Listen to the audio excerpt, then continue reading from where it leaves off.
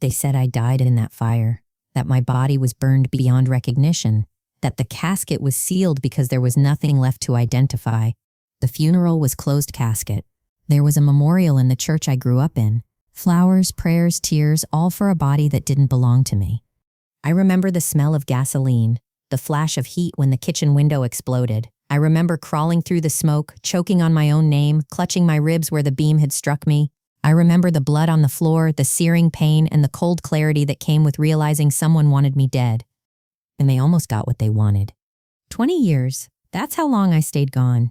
I went underground, cut ties with the world, buried myself in a different name, in a town with no connection to my past. It was survival, a clean slate, no more lies, no more chasing shadows.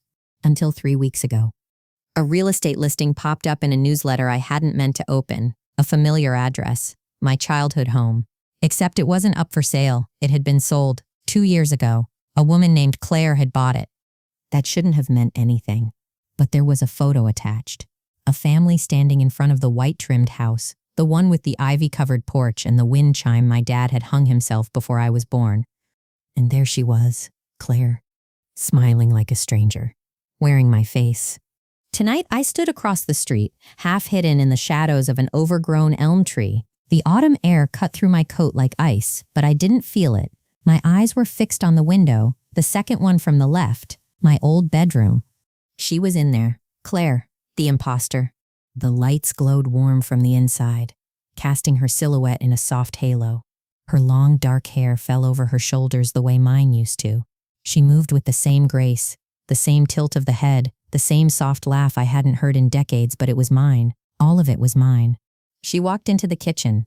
A man stood at the counter, stirring something on the stove. I didn't have to see his face to know who it was.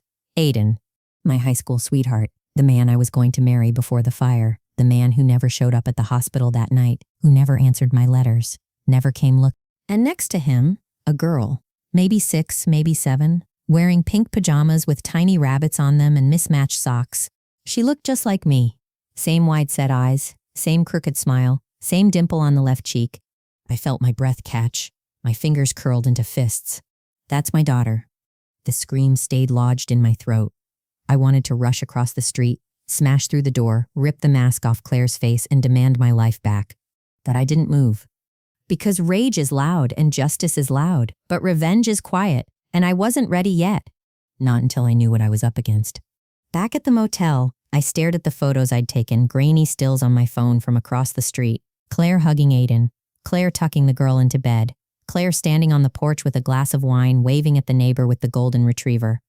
The world believed she was me, and the worst part, she was better at it, more likable, more graceful, more complete. My fingers hovered over the screen. There was no one I could send these to. Not yet, not without proof. I pulled out the manila folder from my backpack. Newspapers, documents, everything I'd found so far. A copy of my death certificate, the obituary, the hospital report claiming I was burned beyond autopsy, and then Claire's deed to the house, filed under Claire Jameson Rivers. Rivers. My last name. She married Aiden, took my name, and no one questioned it. I spent the next few nights doing what I did best, disappearing into the background. The motel manager didn't ask questions. The waitress at the diner remembered my coffee order but not my face. I enrolled in a local community ed program under a false name just to get into the school volunteer roster. I signed up for the library card, opened a P.O. box, stopped by the school board building and requested the district calendar in case I wanted to transfer my niece. Every step pulled me closer. Every step made the weight of my absence louder. I saw the girl again, Ella. That's what the teacher called her when she waved her into the classroom, Ella Rivers. My daughter. The fire hadn't taken her, the lies had. And if Ella was mine, then the question wasn't how Claire got away with it. The real question was, what else did she steal? The motel heater coughed and sputtered, filling the room with dry warmth and static. I sat on the bed, staring at my reflection in the mirror above the desk. Same nose, same mouth, different eyes, harder now, wilder. Would she recognize me? Would he? I reached for my notebook and scrawled a single sentence across the top of the next page. If you can fake a life, you can steal one. I closed the book, locked the door, turned off the lights. Tomorrow I'd go back. Not as a shadow, not as a ghost, but as a storm. Because you can't replace someone who's still alive. The first time I saw her up close, she was buying strawberries. It was the kind of moment I'd imagined 1,000 times. Accidental, casual, entirely forgettable to anyone watching, but I felt every second of it echo down my spine. She stood at the edge of the farmer's market, sunlight catching in her hair. Same length, same texture. She wore a loose denim jacket and tan sandals, understated, approachable, friendly. I could see why people liked her. Claire Jameson Rivers, my replacement. She handed a few crumpled bills to the vendor and flashed that soft, rehearsed smile. The man behind the stand, a wiry older guy in a trucker hat, laughed at something she said and gave her an extra handful of berries. She thanked him. He blushed. It used to be my smile that made people blush. I followed her at a safe distance, staying behind a couple of tourists browsing ceramic mugs. She didn't look over her shoulder once. Of course not. People who've never run don't check for footsteps. She walked slowly, comfortably, like someone who belonged in the world. No fear, no guilt, no trace of the woman who had crawled through the ashes of my life. Claire stopped at a flower stall and picked up a bunch of tulips, pink and white, my mother's favorite colors. Then she bent down and whispered something to her daughter Ella, who had been trailing just a few steps behind with a children's book clutched to her chest. Ella nodded and smiled, and for a second, I almost smiled too. But then Aiden appeared. He stepped out from behind a tent, holding a lemonade and 2 plastic bags. He leaned down, kissed Claire on the cheek, and handed the drink to Ella. My chest went hollow. It was all so perfect. So disgustingly, devastatingly perfect. And I wasn't in it. That night, I watched them from the woods behind the house. Their house. My house. A soft breeze carried the scent of gardenias. Claire had planted a row along the back fence. The kitchen window glowed with golden light, casting long shadows of the family I used to dream about. They were making dinner together, laughing, moving like clockwork. At 8:15, Claire put Ella to bed. At 8:30, Aiden opened a bottle of red wine. At 8:50, they curled into each other on the couch and put on a movie. At 9:22, I turned away and walked back to the road. I wasn't ready to confront them, not yet, but I would be, soon. The next morning, I became someone new. Anna Collins, freelance writer, moved here from Portland, quiet, inquisitive, trustworthy. I rented a room above a bookstore, 2 blocks from the elementary school, and introduced myself to the staff as a part-time education blogger working on a local interest series. The secretary, Shannon, was the type to overshare. "Oh, you'll love our PTA parents," she said, handing me a volunteer packet, especially Claire Rivers. That woman could run the country. She's everywhere. Everywhere. Shannon leaned in and lowered her voice. She went through a lot, you know. Lost her twin sister in a house fire years ago. Adopted her niece afterward. Poor girl doesn't even remember the real mother. But Claire? She stepped in, married the girl's father, and raised her like her own. She paused. Heroic, really. I froze. Twin sister niece? My mind reeled. Claire hadn't just replaced me. She'd rewritten the story. Back in my rented room, I sat on the floor with the files spread across the carpet. I scribbled notes, crossed out names, and drew arrows between timelines. Claire said she was my twin. She claimed Ella was her niece. She convinced the town I was dead. Why did Aiden believe her? I pulled out an old photo of me and Aiden at prom. We were 17. I wore a blue satin dress and his mother's necklace. He had that sleepy grin that made my stomach flip. Even now, he loved me once. That much I remembered. So how could he be holding Claire's hand, looking at her like she was me, without ever questioning it? Was the fire really so disorienting? Was my absence so complete? Or had he known all along? The next week, I volunteered at Ella's school under my alias. She was quiet, observant, sharp. When other kids ran wild during recess, she read under the shade of the big tree. She always kept her shoes clean, always used hand sanitizer, always looked over her shoulder before saying something personal. I saw myself in her too much, too fast. During a reading hour, she sat beside me on the carpet, and when her book slipped from her lap, I picked it up. Her fingers brushed mine. She looked up, frowning. "Your eyes look like mine," she said softly. I felt the breath leave my lungs. I smiled gently. Maybe we related. She considered that for a second, then shrugged. "My real mom's dead. My Aunt Claire says we don't talk about her." And just like that, a piece of me shattered. That night, I sat in the dark with a photo of Ella beside me. Her eyes, my eyes, stared back, open and unknowing. I needed proof. Blood. DNA. Something irrefutable. I needed to know, because if she was mine, then I wasn't just fighting for justice. I was fighting for a life. The plan came together quickly. A strand of hair from Ella's hoodie left on a coat hook, my own saliva sample, mailed anonymously to a third-party DNA service that didn't ask questions. 2 weeks, that's how long it would take. Maybe less if I paid the rush fee. Until then, all I could do was wait and dig. I returned to the Glenmere Medical Center archives posing as a journalist researching historical identity theft. The records were half digital, half microfiche. It took hours, but eventually I found it. Claire Jamieson, Dobb, unknown. Previous address, Glenmere Psychiatric Hospital. Discharged 6 months before the fire. My blood turned to ice. She wasn't just an opportunist. She had a history, a file, a pattern. But that didn't explain how she got custody of Ella, or how she fooled Aiden, or why no one had ever questioned her. Unless someone helped her. I closed the laptop and stared at the motel ceiling. Every answer I found led to 5 more questions. How do you prove you're the real person when the world has accepted the lie? And what if the lie was better? The envelope arrived earlier than expected. A plain manila package with no return address, just the barcode of a DNA test company discreetly stamped in the corner. It sat on the counter of the bookstore's back office where I'd had it delivered. Anonymous, just like me. I didn't open it right away. My hands hovered over the seal, heart pounding so hard it made my fingertips tremble. I had dreamed of this moment, dreaded it, because once I opened it, everything would change. Either I was Ella's mother or I wasn't. But I had to know. I tore the seal and unfolded the papers. The words were clinical, statistical, cold. Probability of maternity, 99.9998%. My knees buckled. It was real. She was mine. The room tilted. My fingers dug into the edge of the counter. I didn't cry, not then. I just stood there gripping the truth like a lifeline. Ella was my daughter. Claire had taken her. And Aiden had gone along with it. Unless he didn't know. Unless he truly believed the lie. But that didn't matter now. What mattered was that the fire hadn't taken my child. Someone else had. Someone who had wrapped herself in my skin, stood in my home, and kissed my child goodnight. I needed more than truth. I needed a plan. The first step was gathering everything, medical records, birth certificates, photos, anything that tied Ella to me. I still had the originals stored in a lockbox in a rural bank under my alias. I drove 2 hours that night to retrieve them. Inside the box were fragments of the life I'd left behind.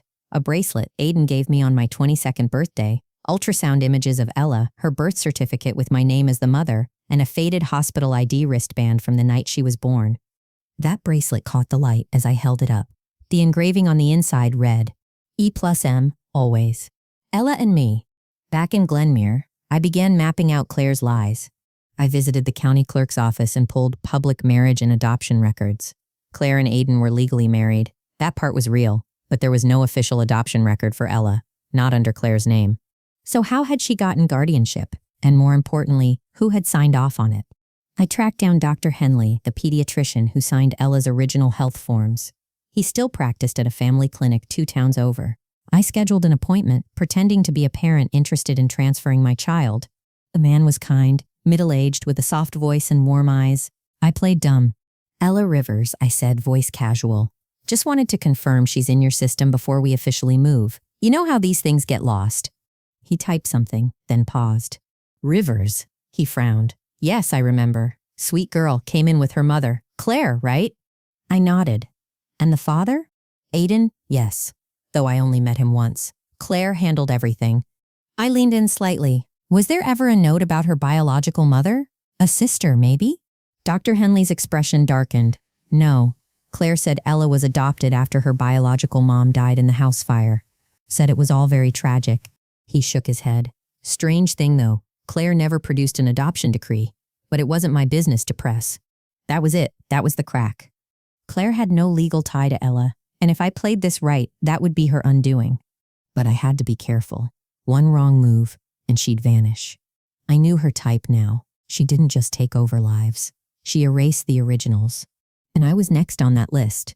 That night, I dreamed of the fire again. Only this time, Claire was standing at the edge of the room, watching, not with fear, with delight. The flames danced in her eyes. She didn't save me. She didn't scream. She turned and walked away. And behind her, holding a match, was someone I never expected to see. My mother. I woke up gasping. Memory or nightmare? I didn't know. But either way, I had a new target. If Claire got away with this, someone helped her. And it was time I found out who. My mother had always been cold, but never cruel, at least not in the ways you could name out loud. Her affection came in small, brittle doses. A birthday cake with too much frosting, a ride home in silence after a failed exam, the absence of criticism rather than the presence of love. We hadn't spoken since the fire. That made sense, after all. I was supposed to be dead. She lived in a care home now. Early onset dementia. The internet told me she barely remembered her own name on most days. But I needed answers. Even scraps. Even nonsense. The Glenmere Assisted Living Center was clean, over-medicated, and coated in the stale perfume of lemon cleaner and resignation. Her room was on the 3rd floor, across from a cracked window that looked out over a drained fountain. I walked in without knocking. She sat in a wheelchair, staring at a TV that wasn't on. "Hi, Mom," I said. She didn't blink. I pulled the chair closer and crouched down. Her eyes drifted toward me slowly. "They told me you don't talk much anymore." A pause, a blink. Then she said, "You were supposed to stay gone." My breath caught. "Do you know who I am?" She looked past me. "You should have stayed dead." The nurse told me afterward that she hadn't spoken in nearly 6 weeks. "She just said that?" The nurse nodded. "It happens sometimes. Bits and pieces come back, but it's random. Random, convenient." I didn't believe in coincidence anymore. That night, I returned to the motel and pulled out the box again. I laid everything out in rows, documents, records, photos, my whole life dissected, and then I took out something I hadn't touched in 20 years, a mirror shard. It was from the fire, found in the rubble, the only thing I carried with me when I ran. I held it up now and stared. My reflection stared back, fractured. Claire had taken everything, but she hadn't taken this face. Yet no one recognized me. That was the part that haunted me most. The next morning, I saw Claire again. She was walking Ella to school, laughing, smiling, hair pulled into a low braid. I followed them down the block, heart in my throat. At the crosswalk, Claire turned her head. Her eyes met mine. For just a second, one breathless electric second, her expression changed. The smile faltered. Her mouth opened. Recognition. Then she looked away and kept walking. I didn't move. I just stood there, frozen. She saw me. She knew.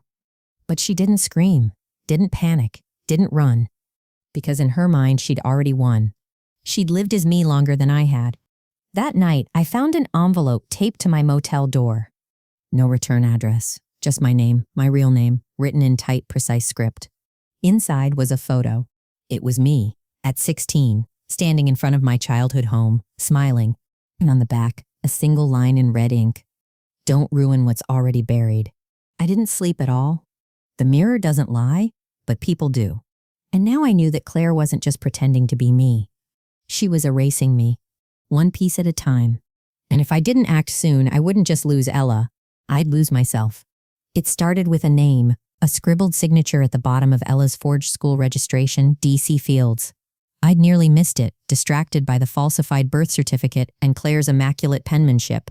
But the signature was old school, a real ink scrawl, not a digital form. I traced it back to the Glenmere Unified School District's Central Records Office. Mr. Fields was the registrar, semi-retired. Worked 1 day a week just to stay sharp, as the woman at the front desk put it. That one day happened to be Thursday, today. I wore glasses, hair tied up, nondescript clothes. My alias Anna Collins had a reason to be there. Freelance writer, education blog, public record queries, harmless, boring. Inside the district building, the air smelled like microwaved coffee and old laminate. "I just have a few questions about a student's file," I said. "Historical interest piece." Mr. Fields looked up. Late 60s. Tired eyes. He smiled politely. "Always nice to see someone care about record keeping. What's the name?" "Ella Rivers. Enrolled 5 years ago." He typed something. Frowned. "Parents?" "Claire Jamison Rivers and Aiden Rivers." He nodded slowly. "I remember that case. Bit of an odd one. Came with a sealed court order, but never signed by a judge I recognized. I flagged it, but got a call the next day, telling me to let it go." I leaned forward. "Who called?" He hesitated. "Didn't say. Just that it was a state-level directive. I've learned when not to ask questions. What if I told you the paperwork was fake?" Mr. Fields blinked. I dropped the photocopy of Ella's DNA results on his desk, followed by the original birth certificate from my lockbox. "That little girl is my daughter. Claire isn't who she says she is." His eyes widened, then narrowed. I want to help, he said. But if you're right, this goes deeper than a school file. It did. Back in my motel room, I connected the dots. Claire hadn't done this alone. She didn't have the skills. Someone helped her scrub my records, forge the court documents, update health records, and secure guardianship of Ella. And if it wasn't Aiden, and I was still holding on to a thin thread of hope that it wasn't, then who? I dug into Claire's past. The psychiatric records were sealed, but I found a former nurse who'd worked at Glenmere Psychiatric. She now lived in a senior trailer park an hour away. Her name was Leah Hartman. I brought coffee and a false smile. Leah remembered Claire back when she was listed as Claire Dawson, not Rivers, not Jameson. She was quiet, always drawing in notebooks, had this thing about twins, said she had one who burned in a fire, said she could feel her pain through the walls. But she didn't have a twin? I asked. None we ever found. Her file said she was abandoned at age 11. Multiple placements, severe identity instability. Was she violent? Leah's eyes flicked down. She tried to suffocate another patient with a pillow. Said she needed her out of the way. That's when they transferred her to isolation. I felt sick. She ever mention a woman named Mary Rivers? Leah blinked. Only once. Said she found a life she wanted, one that fit. That night, I broke into Claire's house. It was easier than it should have been. Back door, old lock, no alarm. They were gone. Movie night or dinner with friends. Ella's room was upstairs. I didn't go in, not yet. Claire's office was downstairs. Neat, precise. A corkboard with PTA schedules, birthday reminders, neatly labeled folders, a locked drawer in her desk. I pried it open with a screwdriver. Inside, a stack of notebooks. They were filled with sketches, dozens of them. All of me, every angle, every expression, smiling, crying, burned. And in the back, a drawing of me lying in a hospital bed, hooked up to IVs, my face bloodied, scrawled underneath in red ink. She had to sleep so I could live. My throat closed. Beneath the notebooks, an old ID card, mine, burned at the edges, from college. How did she get this? And a USB drive labeled insurance. I didn't open the drive until I was back in the motel. Inside were dozens of files, scans of my old medical records, scanned photos, email transcripts between Claire and an anonymous address, a payment confirmation for $20,000, and a video. I clicked play. The footage was grainy, time-stamped a week after the fire. Claire sat in a hospital room, not burned, not injured, just a woman's voice off camera. You're saying she's dead? Claire nodded. Yes, I saw it happen. And the child? Claire hesitated. She's better off with me. The camera cut off. I sat in the dark, shaking. She had planned it, all of it. She saw the fire as an opportunity. She didn't panic. She stepped into the space I left behind like it had been waiting for her. And the system let her. The next morning I found Aiden. At the park, pushing Ella on the swing. Claire wasn't with them. I walked up slowly, every nerve on fire. He turned, looked at me, and didn't recognize me. Can I help you? He asked. It's me, I said. He blinked. It's Mary. He froze. Ella jumped off the swing and ran to him. Daddy! He pulled her close, eyes locked on mine. I don't know who you are, he said carefully. Yes, you do, I whispered. I handed him the USB. Watch this, and when you're ready to stop pretending, come find me. Then I walked away. And this time, I didn't look back. 2 days passed. No word from Aiden. Every time the motel phone rang, my stomach clenched. Every knock on the door made my hand inch toward the drawer where I kept the USB's backup copy. But it wasn't him. It was never him. I paced. I scrawled in notebooks. I rewatched the video. Nothing. I was beginning to believe he'd chosen silence, chosen her, chosen the easy lie, until he showed up at 2:17 a.m. He didn't knock. He just stood outside my door, face pale, eyes rimmed with red. I opened it in silence. I watched it, he said.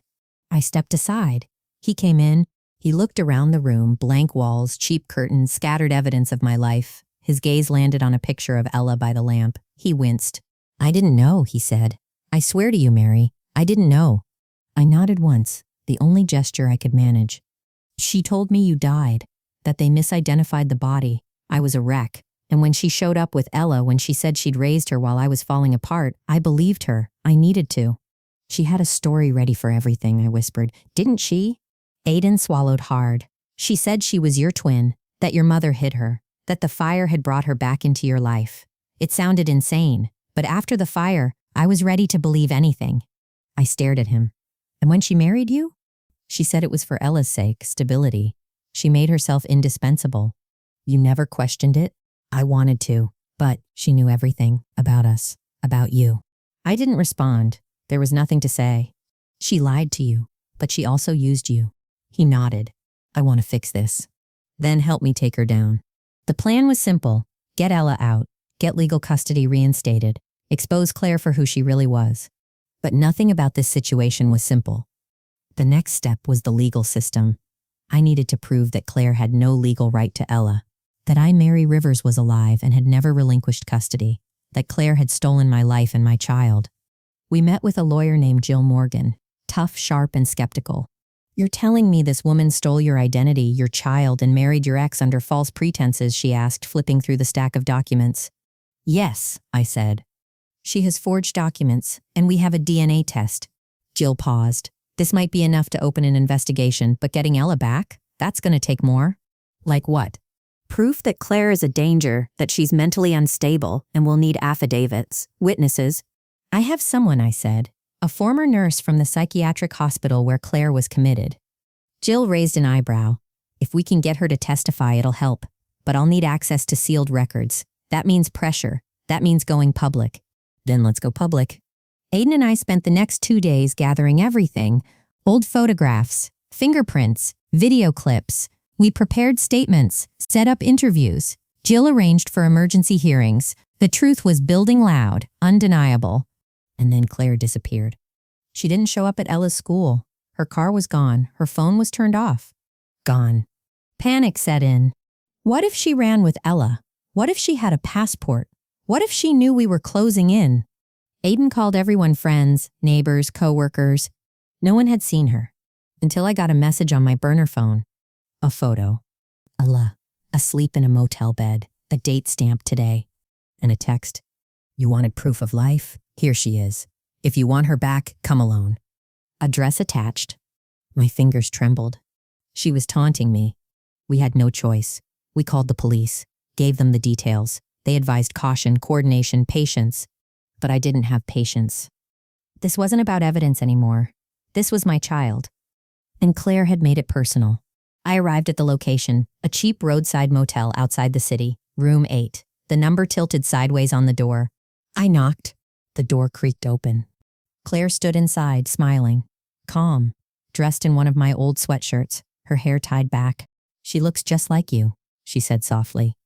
I pushed past her. Ella was in bed, curled beneath a blanket, unharmed, breathing. Relief crashed through me. Why, I asked. Why do this? Claire tilted her head. Because you didn't deserve it. You threw it all away. The perfect life, the child, Aiden. You had it, and you let it burn. I didn't choose the fire. But you ran. I stared at her. So you decided to become me. I became who you were supposed to be. I gave her love. I gave Aiden purpose. I gave your name meaning. You stole everything. I saved it. The words echoed. Then behind me shouts, flashlights, the police. Claire didn't move. As they handcuffed her, she smiled again. You can take it all back, Mary, but you'll never get her to forget me. Then they took her away. And Ella stirred, eyes fluttering open. Mom? She whispered. I gathered her in my arms. Yes, I said, I'm here. The courthouse smelled like bleach and old wood, the kind of place where stories ended in silence and signatures. Ella clutched my hand as we stepped through the metal detector, her other hand wrapped around a worn stuffed rabbit I'd found in the back of Claire's car. Her voice was barely a whisper. Will she come back? I knelt. Not if I can help it. The custody hearing was short. Jill had prepared everything. The DNA evidence, the psychiatric history, the false documents, and a quiet video interview with Leah Hartman that sealed the deal. Claire didn't show up. She was being held on charges of identity theft, kidnapping, and fraud. The judge granted me full custody. The papers shook in my hands. Aiden stood at the back of the room, silent, solemn. When it was over, he hugged Ella and kissed her forehead. She's strong, he said, like her mother. I didn't ask which one he meant. For a while, life settled. Not peace, not healing, but stillness. Ella went back to school. I moved us to a small rental near the edge of town, where the noise of Glenmere didn't reach us. But the questions never stopped. At night, when Ella slept, I sifted through what was left of Claire's notebooks. They were more than delusion, they were planned. She knew things about my past, about the fire, about my mother that she shouldn't have. One entry stood out. He said it wouldn't be traced, that I'd be safe if the fire was fast, and if I played it right, the girl would never remember. He smeared, not Aiden, someone else. Someone who had helped her set the fire. Someone who wanted me gone. It took me days to find him. Thomas Rivers, Aiden's brother. He lived 2 states away, worked as a contractor, hadn't spoken to Aiden in nearly a decade. But Claire had mentioned him once, in a letter I found stuffed behind a drawer. She called him the fixer. I showed up on his doorstep at dusk. He opened the door with a beer in hand and a wary look. "Mary?" I hadn't expected that. "You remember me?" "I remember your funeral." He stepped aside. The house was sparse. No pictures. A dull television buzzed in the corner. "I'm not here to hurt you," I said. "I didn't think you were." "I need to know what you did." He sat down heavily. "I didn't light the match, but I didn't stop her either." "Why?" "She paid me. Claire said you were dangerous, said you were going to take Ella and disappear, said Aiden was spiraling. I believed her. I shouldn't have." "You helped fake my death?" He nodded. "Dental records, substituted remains. My friend at the fire department owed me. I never thought you were alive. Not really." "But you hoped?" He didn't answer. I stood. "You're going to testify?" He didn't move. "I'll subpoena you if I have to." He sighed. "I'll talk, but you won't like what I have to say." "What's that?" "She wasn't the only one who wanted you gone." I froze. He looked up, tired and haunted. "Your mother made the first call." The floor disappeared beneath me. "What?" "She told Claire about you, gave her your records, said you'd cracked, that you were unstable, that Ella would be better off with someone else. Claire found me after, paid me to clean it up."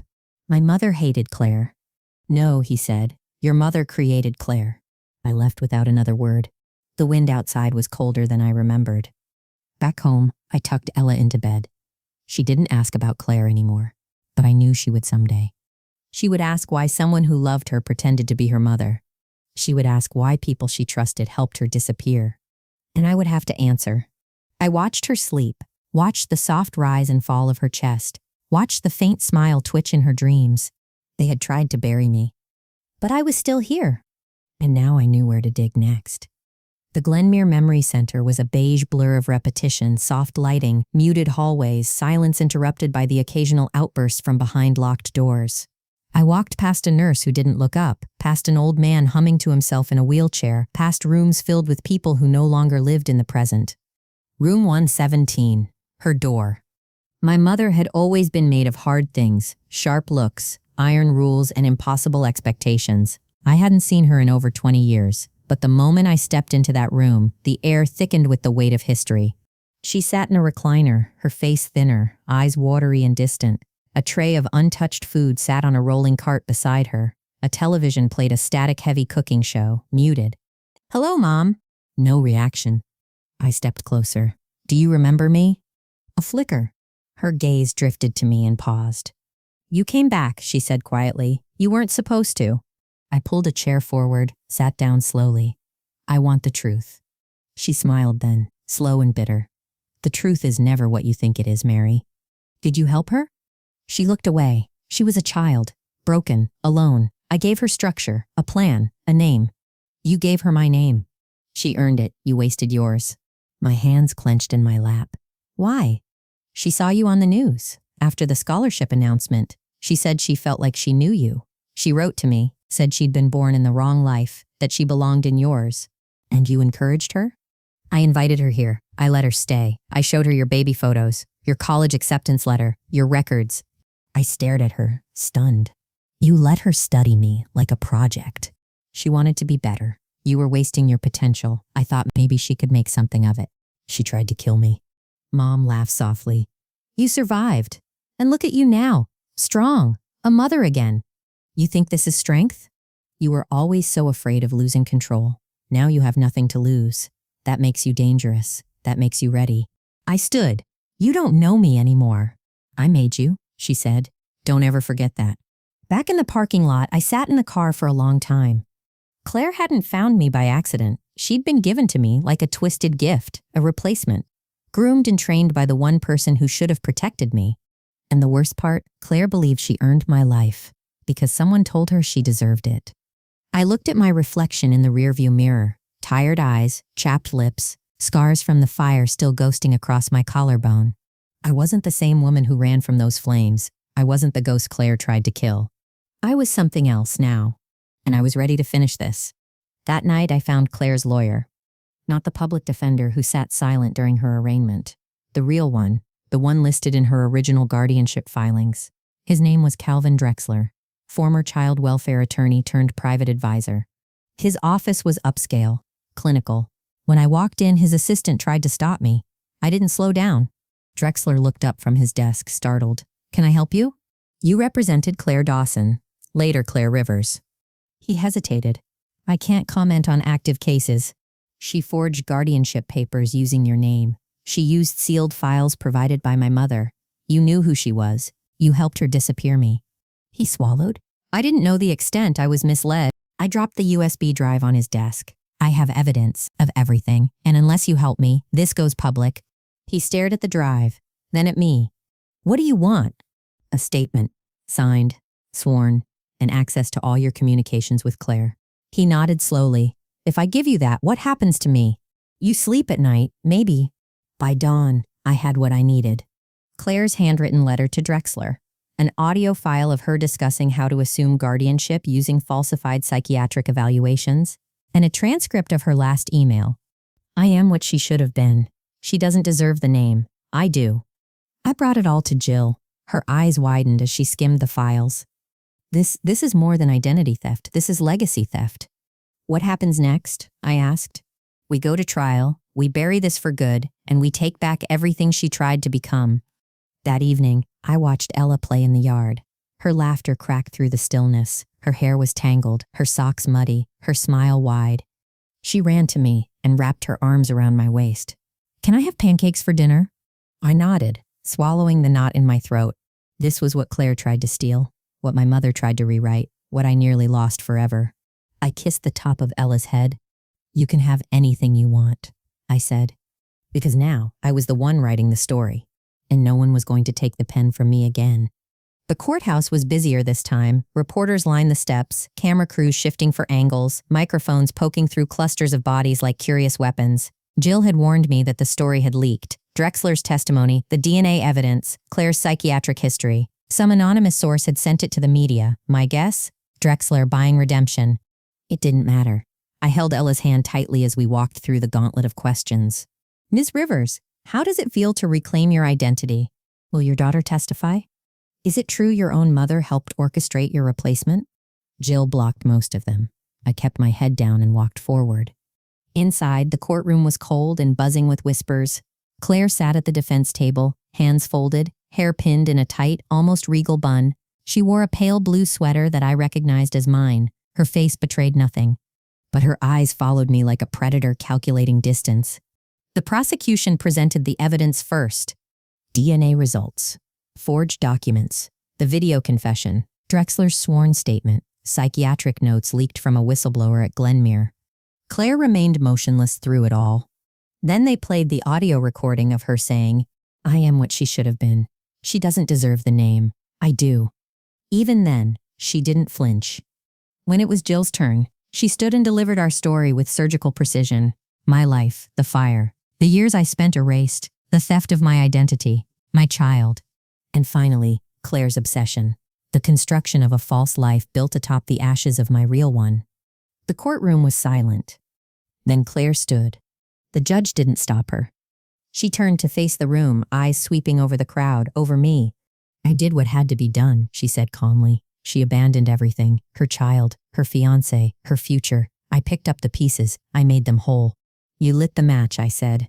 She smiled faintly. "And you walked through the flames. Seems fair." The jury deliberated for 3 hours. I spent that time in a side room with Ella and Aiden. We didn't speak much. There was nothing left to say. When the verdict came back, guilty on all counts, I didn't cry. Claire was taken away in cuffs. No outburst, no remorse, just a long, unreadable stare as she passed me. And then she was gone. The media storm didn't end with the verdict. There were interviews, book offers, a podcast series already in production. A documentary team from New York flew in the next week. I said no to all of it. This wasn't a story. This was my life, my daughter's life, and I wouldn't let anyone else narrate it again. 3 months later, we moved. A small town on the coast, quiet, no headlines, no shadows. Ella made new friends. I started teaching at a local college. Aiden came to visit sometimes, always with books, always with that same old nervous smile. We never defined anything. That was okay. Some nights, Ella would ask questions about Claire, about the fire. I told her what she needed to hear and promised her the rest would come when she was ready. "I'm glad you came back," she whispered once, curling into my side. "I never left," I said. "Not really." But the past has a way of clawing through the soil. One morning, I found an envelope in the mailbox, no return address. Inside, a photo of me and Ella at the farmer's market, taken the previous weekend. On the back, in familiar handwriting, "Stories don't end, Mary. They change authors." My breath caught. Claire was in prison, solitary confinement. So who sent the photo? I looked up, heart thudding. The street was empty, but I no longer believed in ghosts. It was raining the night Claire escaped. The prison issued a statement calling it a breach in a routine transport. Her psychiatrist called it inevitable. The warden blamed budget cuts. But none of that mattered. She was gone, and I knew she was coming for us. The sheriff insisted they had everything under control. Patrol cars circled the neighborhood. Ella's school went remote for the week. Aiden moved into the guest room without needing to be asked. But I didn't sleep. Every shadow outside our window was her. Every creak in the house echoed with memory. Not fear. Readiness. Because this time, if she came, I would be waiting. 2 days later, I found the matchbook. It was tucked inside the mailbox, damp but intact. The logo read, "The Hearth Coffee and Wine," a place halfway between our new town and Glenmere.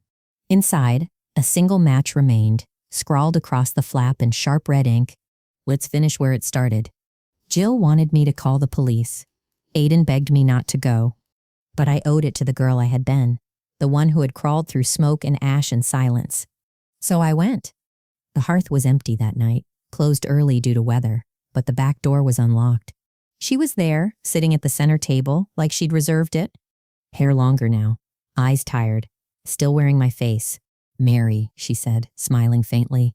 "I wasn't sure you'd come." I almost didn't. "You always were good at running." I sat across from her, keeping my hands on the table. "No fire this time?" I asked. She laughed. "That's your thing now." "What do you want, Claire?" She looked past me, out the window. Rain streaked down the glass like veins. "I wanted to see it. Your life, the one you took back. I thought if I could just see it, I'd understand." "Understand what?" "Why it still feels like mine." I exhaled. "It never was." She looked down. "I thought if I took it all, your home, your child, your name, I'd become whole. But I was always just a shadow." "You were never me." "No," she said softly, "but I was better at pretending than I thought." A long pause stretched between us. Then she slid a small notebook across the table. "Everything, notes, locations, names, the rest of what your mother gave me." I didn't reach for it. She smiled again. "It won't fix it, but it might close the door." I already closed it. Claire stood slowly. Then this is goodbye. I watched her walk to the door, back hunched, steps slower than I remembered. Before she vanished into the rain, she turned. "I'm glad you lived, Mary. Even if it meant I had to die a little." Then she was gone. The police picked her up at a gas station 10 miles away. She didn't resist, just handed them the matchbook. "I got what I came for," she said. She never asked for a lawyer. Never said another word. Back home, I opened the notebook. Inside were pages and pages of information. My mother's secrets, letters she wrote to judges, psychiatric reports she fabricated, bribes, alliances. It wasn't just about Claire. It had never been.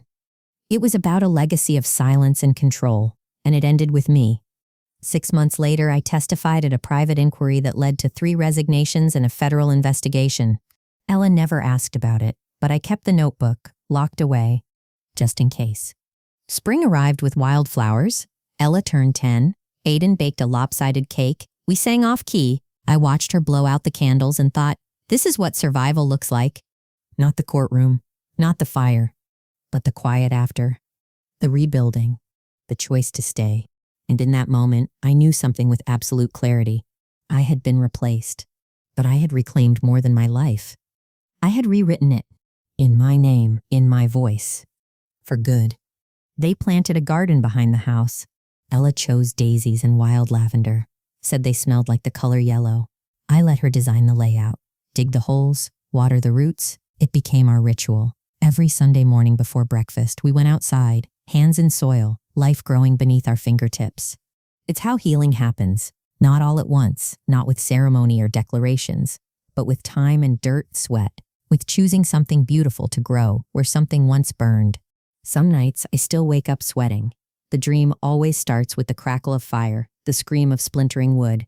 Sometimes I see Claire, sometimes my mother, sometimes myself, caught in the mirror's reflection. But when I wake, Ella is down the hall. Aiden is asleep on the couch. The house is quiet. And I remember I made it back. I was never just a victim, never just a stolen name. I was the storm. I was the match that refused to go out. I was the one who rewrote the ending. The past still whispers, but I no longer live in it. I folded it away like a letter I'll only reread if I need to remember how far I've come. The future, it's unwritten. But this time, the pen is in my hand, and I'm not letting go. Thank you for listening to The Replacement. If this story moved you, kept you on the edge of your seat, or made you think twice about identity and trust, please like this video and subscribe to the channel. Your support helps us share more stories that matter. You're not alone in loving a good twist, and there are plenty more coming.